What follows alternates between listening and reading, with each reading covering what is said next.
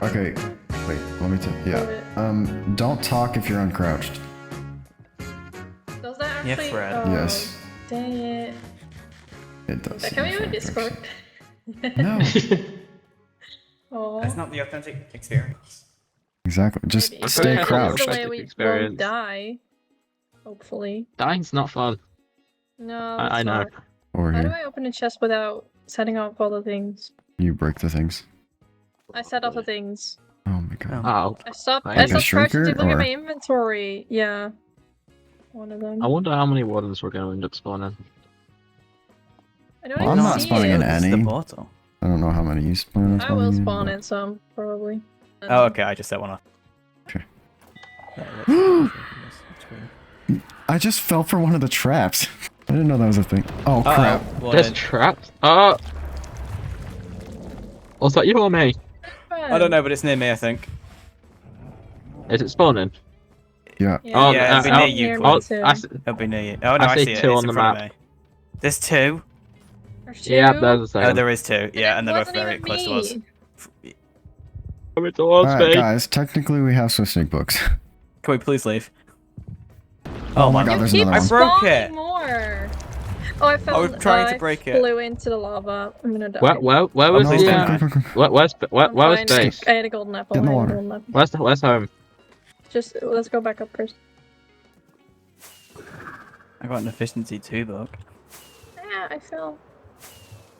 You. Yeah, like. Hey, welcome back where we are currently at our spawn chunks area. I haven't really showed this off, so I figured, I don't know, we need to go to the Hogwarts area, so we'll go there in just a bit. But I figured I'd show this off. You can actually see our base right there. We've never really shown kind of in relativity to like spawn. I haven't shown a lot around here, but this is where we are right now. It's just on this river to our base. So our starter base, starter being this giant thing, is right over here. I figured I'd just show it off while we're here. But we have a project to do at Hogwarts. So there's a whole event going on with Hogwarts. Basically, we all got sorted into houses, yada yada yada. There's house points that we need, and this current, I guess, prompt is what we call them. Basically, every week or so, we send out a new prompt, and we have to follow that for house points. And this week's, or I guess for the next couple weeks, it's actually a mini game. So we are gonna actually head over to Hogwarts, where we are gonna check out the minigame district right here. And we have a minigame in mind. If you've ever heard of Keep Talking and Nobody Explodes, it's a two-person bomb defusal game. One person is the instructor, the other person is actually defusing the bomb based off the instructions. And that's what we're gonna try and build in Minecraft. Now it's already pretty much been designed in the other test world, and I probably won't show that off, but right over here, past, like, I guess further south, is where we're actually going to build it. There's an area over there, and we're actually going to completely customize the terrain over there, and build this bomb defusal game. We don't have a name for it. I don't know if we really need one, but now it is a tall mini game. It's all underground, or mostly. It's just kind of a bomb up top for show where you actually enter the game. The rest of it all happens below ground, and we actually need to go blow up a giant area for us to build in. So we're gonna go build some T&D dupers, and then I guess get to building. There's not gonna be a whole lot to this episode. It's gonna be kind of just building the minigame, and then we're gonna go get some Happy Gas. Now I'm actually technically recording this out of order. You can see the locator at the bar at the bottom. We've already updated. I'm gonna kind of flip back to some other clips where it's not been updated yet. So we're gonna do that last. We're gonna go get a ton of Happy Gas, and then we're gonna kind of, I guess, grow them up. And we kind of need like a Happy Gas garage almost.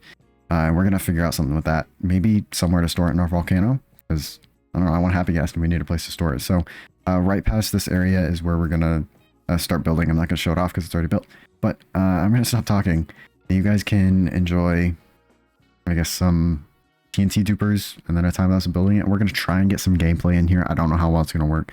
I can't promise too much, just because it's kind of a weird thing to record when we're trying to record to other people playing it. But we're gonna try our best. So, enjoy.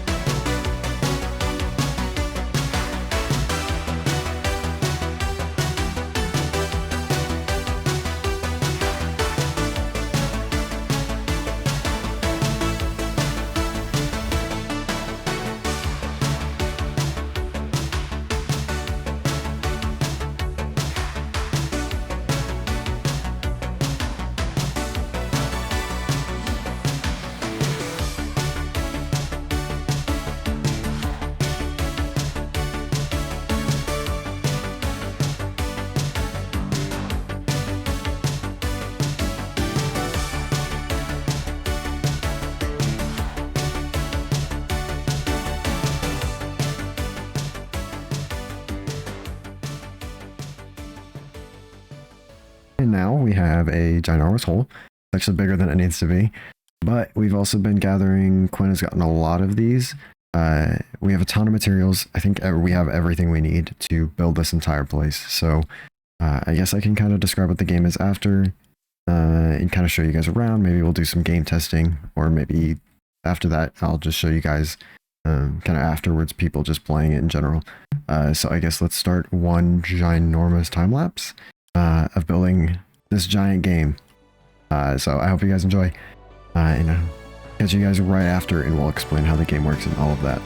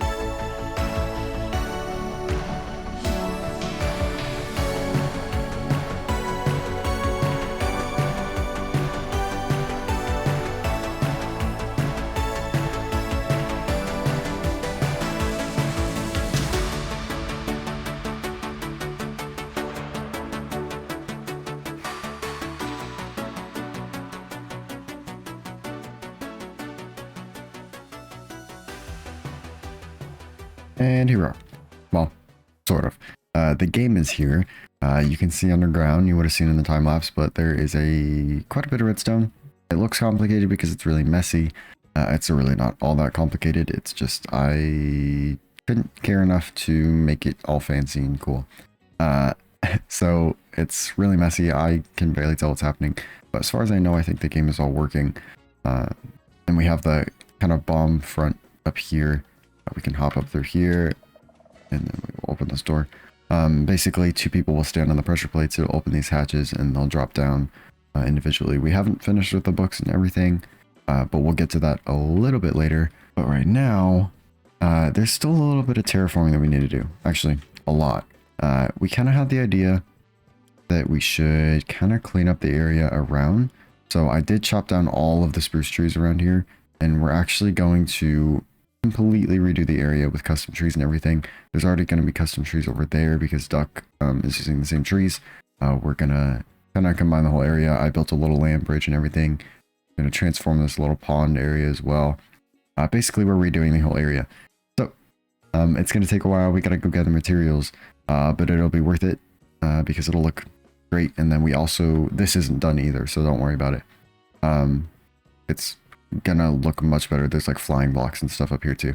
But I guess let's just go ahead and go grab the materials and then start on that build. And then I think from that point on, we can maybe start showing some of the games, unless there's something else that I need to show after. But hopefully soon we'll get this game running. The game is due in like 2 days, so we gotta hurry up and build this surrounding area.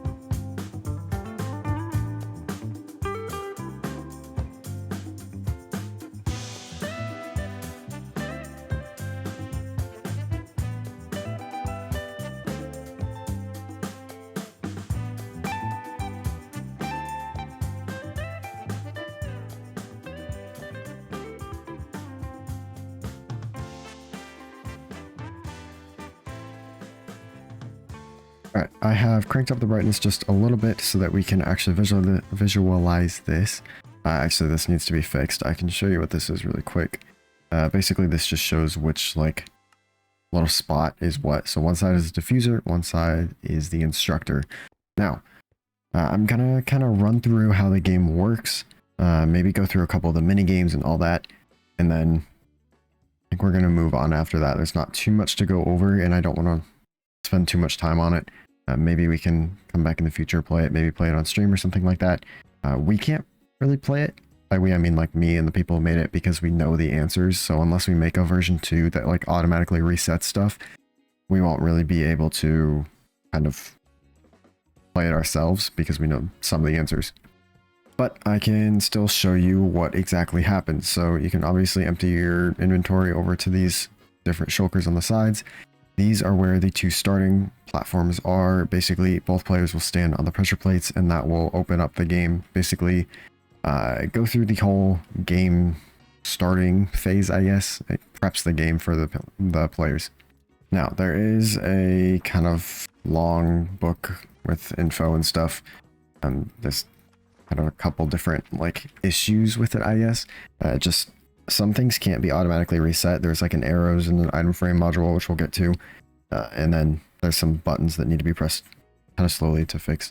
Actually, there was an issue with the pressure plates. You couldn't step on if you stepped on them twice, it would kind of ruin your game. I have since put in a locking mechanism right about here. It's just a monostable thing, so it cuts off the circuit after it's already gone through. I don't know why I didn't add it to begin with, but basically what we're going to do is just throw an item on here so that we can do this and simulate 2 players. So here's the thing, you can't step on it twice, as you can see there. In a second, these will light up, showing that the game is in fact ready. There it is. Now, the diffuser will jump down here. You can see that piece of string. That's what initiates the game's start. The instructor does not have anything. Now, since this won't start the game, I'm going to drop down instructor first and kind of show you what happens on this side. Now, initially jumping in, it's just a bunch of different rooms that are labeled with numbers. We can see through this book right here that each room corresponds to a different puzzle. So these are the different puzzles you can get. Over here is arrows. I'm not going to go too in depth because I don't want to give away some answers, but they correspond to different arrow directions. Over here we have, looks like symbols. So there's a keypad down in the defusal room. They have a set of 4 different blocks. You have to figure out which of these columns has those 4 blocks and then press them in order from top to bottom in the correct sequence. Through here we have Morse code, so there's just a Morse code module. It will display dots and dashes that this person has to translate. There's a whole Morse code translator in here that translates to a word. They give the diffuser the frequency, and the person down in the bomb has to press the corresponding frequency. In here we have a maze, so these are different maps. These are kind of indicators to tell which map you need to use. I won't go too in depth with that. And then right here, this is kind of Quinn's own puzzle that she came up with. It's just different concrete has to go in different droppers, and then you press confirm, and then it will obviously solve the module if it was correct. And this is wires, so it's just a bunch of different word kind of puzzles that you have to go through based on like what the person in the bomb sees. So like 2 red wires cut blah blah blah wire, and then that's everything in here. So let's fly out of here. And then let's head in. It'll start the timer. You can hear the ticking once we jump down. And then we'll go kind of through the modules and I can show you what they all do. So dropping down, once we pass this, you'll hear the ticking start. It's actually, yeah, it should be this. So this is the main door that exits outside. These are the amount of modules I have completed. 3 modules get activated every game. You have to complete 3 modules, all 3 modules, to finish and defuse the bomb. This is our 5-minute timer, so it'll tick down. Once it hits 1 minute, the timer will click faster. These are our lives or strikes. You have 3 strikes. The second you hit a 3rd strike, the game ends and the bomb automatically quote unquote explodes. The modules that are activated are indicated by flashing lights. The lights will shut off when the module is completed. And then I guess I can kind of go through and tell you what these modules are. So this is that concrete one I was talking about. We have 6 different types of concrete. Like actual concrete and then powders. You have to, based on what the instructor has, basically figure out which one goes in which dropper, press the confirm. This is the Morse code module. Pressing this button will start your Morse code message. And these are the frequencies that you could see earlier. You don't have the names down here, so the other person has to translate it, tell you what frequency, then you have to find the frequency and press the right button. There's no confirm button for that. The lodestones are what mark a confirm button. This is obviously a wires module. I don't really have anything to say about that. This is our arrows module. This is the thing that can't be automatically reset, so we just kind of ask that they either scramble them or set them all up so that they can do it. Basically, only the correct orientation can allow this confirm button to go and actually work. Another wires module. This is what the symbols is. As I said before, there's 4 different symbols. You have to press them in the correct order. So let's say it appeared in like yellow, whatever that is, this one, this one, this one. You have to press them in that order because they appear top to bottom in the instructors. Another Morse code, another wires, another arrows, another dropper concrete one, and another symbols. Now I will show you what happens when you get 3 errors. I can also show this off. None of these will work if the module is not even activated, so you can't like cheese the game or ruin it in any way because it just won't do anything. You can see our timer is ticking down. We're down to 3 minutes already. We're gonna go ahead and press 2 strikes so you can at least hear what the strike is, and then we're gonna wait for 1 minute so you can hear that, and then end the game there. So we'll hit 2 strikes.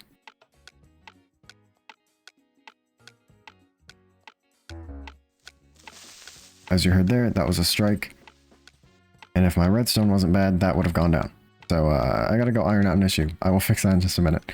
Let's try this one instead. There we go. We can see that happen. That went down. I might have to check on this redstone because it might not actually be detecting the correct thing. So let's hope let's hope that's displaying correctly and that one just didn't like count towards the strikes. So this hopefully shouldn't end the game. Yeah, so here we go. We have 1 strike left. Let's wait for 1 minute here. It should be any second. This will start ticking faster. Actually, while we're waiting, I forgot to mention the maze is down here in this bottom part. Right here, this will light up and then you can head down into the maze. That's the map identifier that corresponds to one up in the instructor's room. And there we have it. You can hear the timer has sped up by quite a bit. Instead of sitting here for another minute and listening to that ticking, we're just gonna go ahead and end the game here. You'll hear it blow up. And then this door will automatically open when the game is over. And you can head out through here, through this minecart. The instructor's room also has an exit door where you can also head through a different minecart that takes you back to the main kind of bomb starting room. We also use activator rails to automatically take the player out. But in general, that is the game. There's not a whole lot else to it. It's not necessarily simple, but it's once you get the hang of it, it's like relatively like intuitive, I guess. However, this also marks the kind of finishing of our minigame and the surrounding area. The surrounding area was not necessary. Quinn and some others kind of thought it was ridiculous because honestly, I just wanted to do it because I wanted to get to terraforming because I was tired of not working on the base. I really want to get back to it, so we're going to do that pretty soon. But I also didn't show this off in the time lapse either. There is a land bridge here. It was kind of the best way I could do, or like get the lane to connect from the main minigame district to the newer area that we have just expanded to, just outside of it. We also kind of modified the boat race track, just adding a different retaining wall over here to match the, I guess, pond, river, whatever. In the time lapse, or like with the schematic, it cut off right here. I did finish it all the way out to like the edges. I didn't obviously go like all the way around because that was definitely overdoing it. If I did that, there was no way I was going to do that.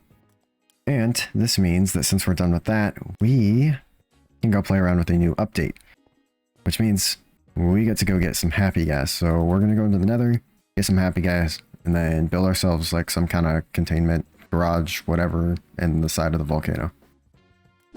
Now, unfortunately, I kind of sort of thought I had recorded going to the nether and like getting the Happy Ghasts, but I guess I forgot to record or it got corrupted or something. But I mean, it wasn't all that exciting to watch anyway. It was literally just me flying through the nether and running to different fossils and picking up a dried ghast. So I guess you didn't miss out on too much. So I guess just enjoy the next clips. Act like this whole part was in here. I just wanted to go get the dry gas because I wanted the experience of exploring. I don't get to do it all that often. It's kind of something I miss out on Minecraft, I feel like. So I just wanted to get that in for myself. But we're gonna go actually play with the Happy Ghast. I should also mention that I got like 50 of them, and I really don't need them, but we can have an army if we want. Right, so now that we have the ability to create an actual army out of Happy Ghasts, or dry gas, I guess, we need to figure out where to actually put them. So I'm thinking we kind of do the same thing we've been doing. With these caves and stuff, we need another branch off to where this garage is going to be. We're going to go probably something based off of what Mumbo Jumbo did. He had a cool kind of concept for a garage where basically you fly the ghast in and it auto locks it in so it can't fly away. Which means we need to find essentially like a little cave over here to build. And I'm thinking, actually I should probably show this from in here. There's kind of a empty wall over here, right here. It kind of already curves off to the side because this is where we used to exit the place. I'm thinking maybe we go off kind of this direction and connect it maybe up to like somewhere maybe over here or up there. Not completely sure. The only issue with over here is actually our moss farm, which honestly should probably be moved anyways.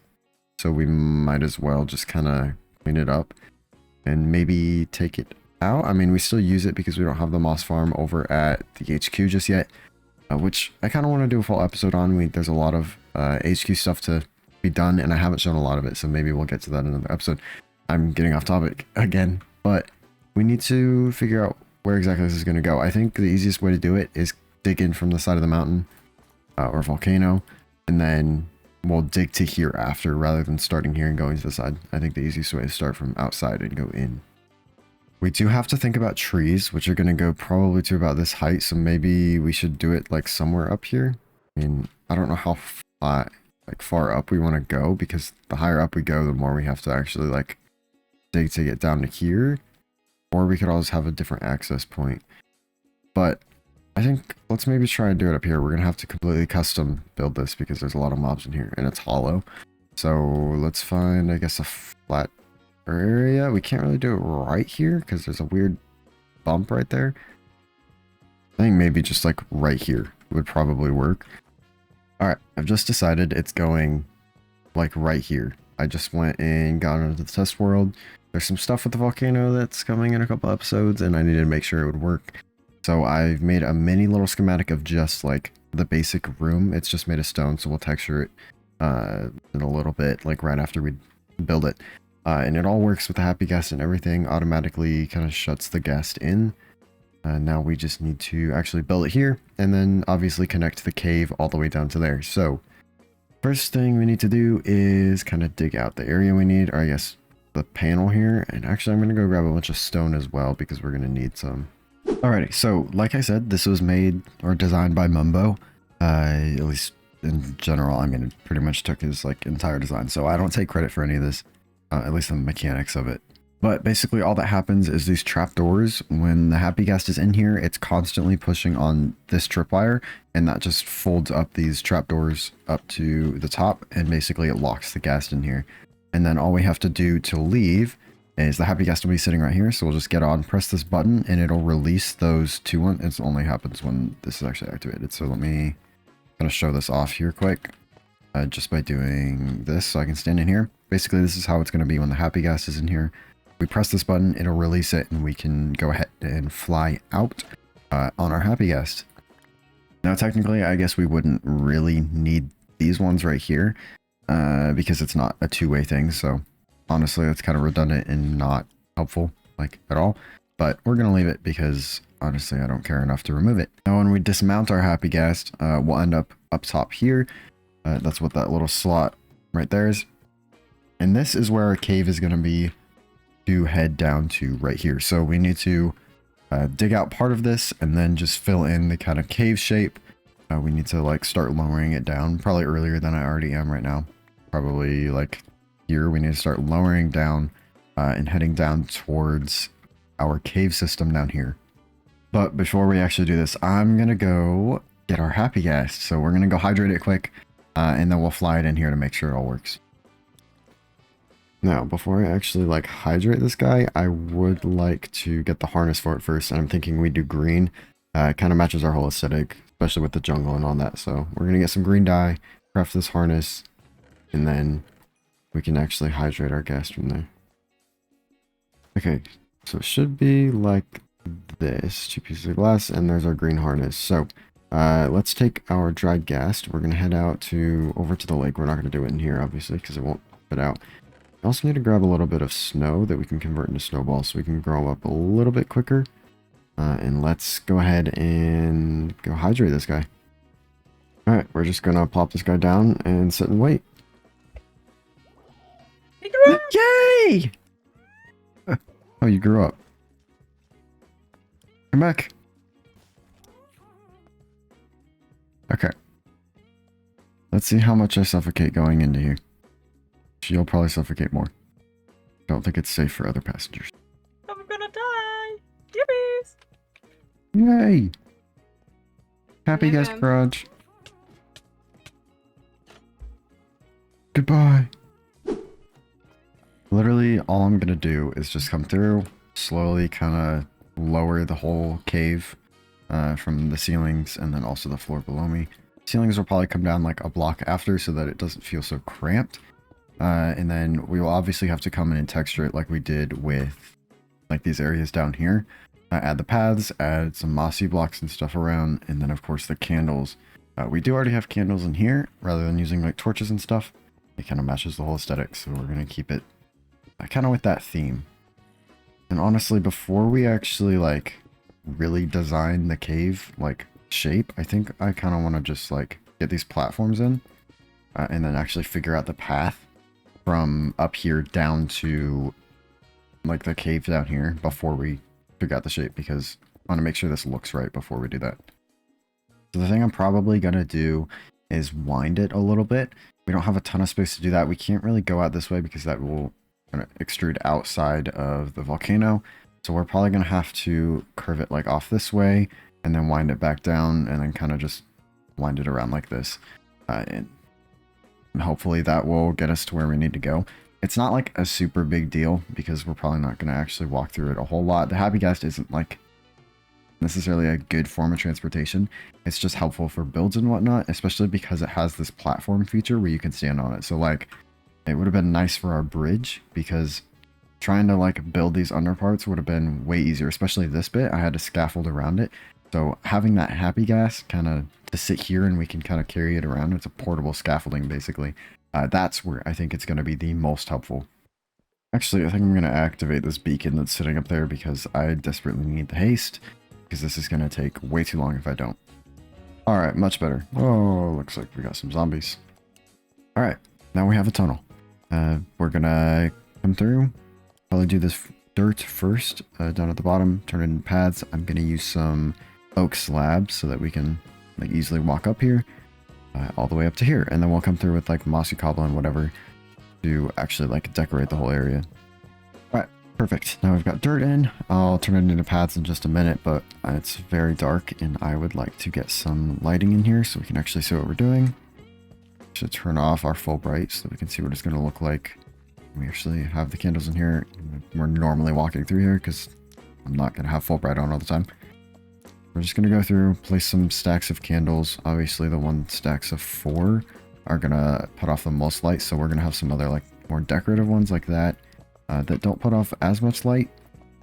Actually, I need to go and grab a few more of these candles because I'm not going to have enough, but I have plenty in my storage. Alright, now we've got some light in here. I'm probably going to do most of this, like, slab and, like, mossy cobble work, like, and the stairs and whatnot, like what we do down here. I'll kind of show it. It's the kind of like how we shape it. So we got slabs and stairs and stuff around, and then the mossy texture. I'm probably going to do that kind of just off camera. So I will go do that super quick, and then I will come back with the finished product and show it off. I think this is going to be the final product. I mean, there's not really a whole lot to do. It's a pretty simple design. It's just to add a little bit of something to it. Actually, I'm going to do something super quick while I'm talking. Add a little bit more moss here. The other thing we could do is maybe add some like full moss blocks in here. Something I did different with this tunnel specifically is I did more patches of moss. Just random blocks don't typically look too good. They look a little too noisy, especially when texturing. That's just kind of a general thing for Minecraft. So anything to do with like any kind of texturing. So like here, it's a little bit random. This might be not the best example. It's still a little messy, but you can see it's got more like stripes of blocks rather than just randomly placed around. We can come down here and we can see I kind of did do random blocks just around. I guess there's some small patches, but most of these are just random blocks. So something I did different is actually do the patches. I think it looks a little bit better, like it's actually surrounding the area and spreading rather than just randomly throughout the cave. Now I brought full moss blocks just in case we maybe wanted to add full blocks, but honestly I don't think we want to because I think that might be a little bit too much. I think we're pretty good where we are right now. Which means I think we're finished with our ghast garage, at least for now, until we do like the whole volcano bit outside. I guess we could probably texture the inside of the cave because I didn't actually do that. So down here, this isn't textured at the moment. I mean, you won't see it most of the time while the ghast is in here, but it's probably something we should work on. So I'm going to just let this guy, without dying, we're going to let this guy wander out here for just a little bit so that I can kind of mess with his cave. Looks like I even missed some stone up here anyway. So let's do kind of that same thing. Let's just take some random mossy blocks. It has to be, the cave itself has to be a little bit square just to fit the Happy Ghast. We could technically change it a little bit more, but that just involves making the cave even bigger, and I don't really want to do that. It won't be seen most of the time anyway while the ghast is stationed inside of here.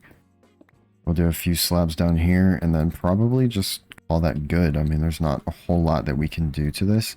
Maybe we can add a few more blocks over here, but honestly, I don't want to add it or add too much of it because it'll get a little too noisy and it won't be seen anyway. So let's hop back on our Happy Ghast, which we need a name for. So if you guys have any suggestions or any ideas, let me know because I honestly have no idea what to name him. Let's coast this guy right through here. And you could hear the trapdoors lock, and now he's locked in.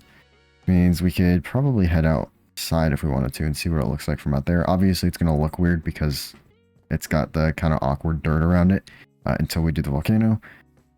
But we can at least see how it looks for right now. And there he is. He kind of matches with the green. He's got kind of a mossy look to him anyway, so kind of fits. But I think that is going to mark the end of today's episode. Obviously, it was a little bit of a shorter one. I knew that was going to happen because it was more so about the minigame and then just kind of messing around with the Happy Ghast since we did update. Next time, we're going to head back to the base since the last episode we kind of did the mall opening and we didn't do anything with the base. And I'm excited to get back to it. I think we're going to work on basically the rest of our terrain around here. Maybe not the rest of it, but majority of it. So I think that might include the top of there. Actually redesign that lake. And it might even include the volcano. We'll see. As always, thank you guys so much for watching and all the support. I'll see you guys in the next one. Bye-bye.